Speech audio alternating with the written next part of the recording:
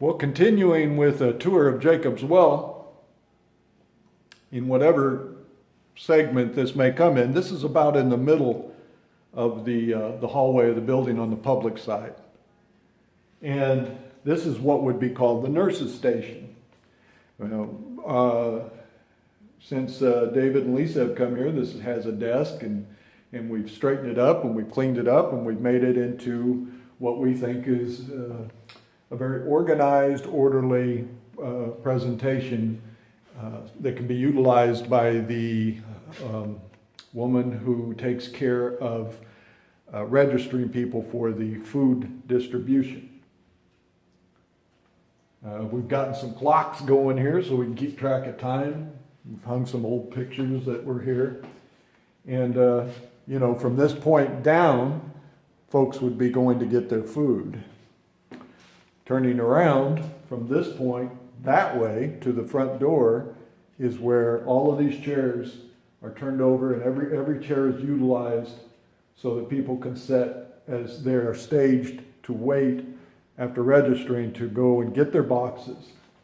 Or they can go downstairs to Joseph's closet down there, which is where clothing is distributed.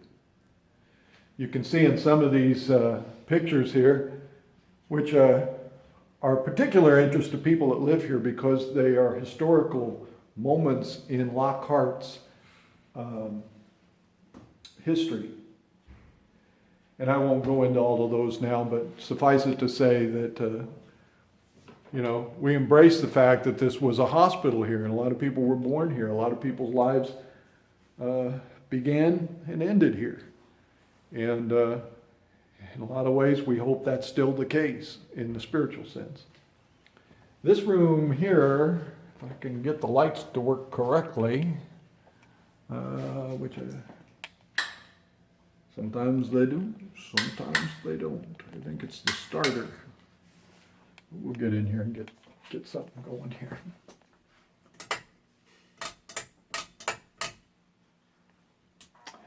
This was a totally full, what I call maintenance room. It was just a storage room. And there was a lot of tools and stuff in here, but it was all these bins were full. You didn't know what was in them and distribute them. We've been able to take this and turn it into something organized so we can know what tools we have and utilize the tools that we have and not go buy new tools because we don't need new tools. And all the money, any monies that come in here for the most part is through donations. So you want to be good stewards of that. So I brought some stuff with me, but most of this stuff was here when I got here. And you can see I was able to get all this stuff and get it separated so we can see just what we have, get it out of boxes. Folks, I got to tell you, I took probably a dozen big garbage bags full of trash out of this room and a couple of the others. And it was just that. It was trash. It wasn't anything but trash. And, that stuff just accumulates over time.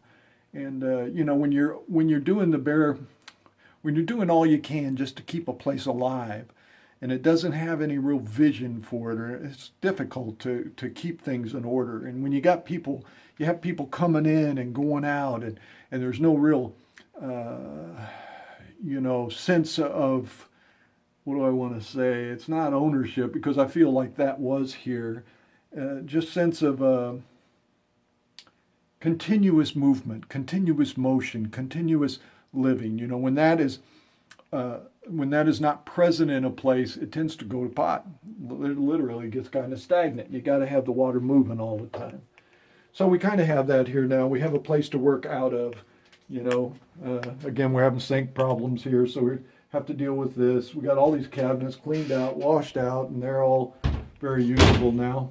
And so that's a good thing. This has become the maintenance closet. And that is another part of this hall, and I will continue the tour that way toward the residential areas and the library.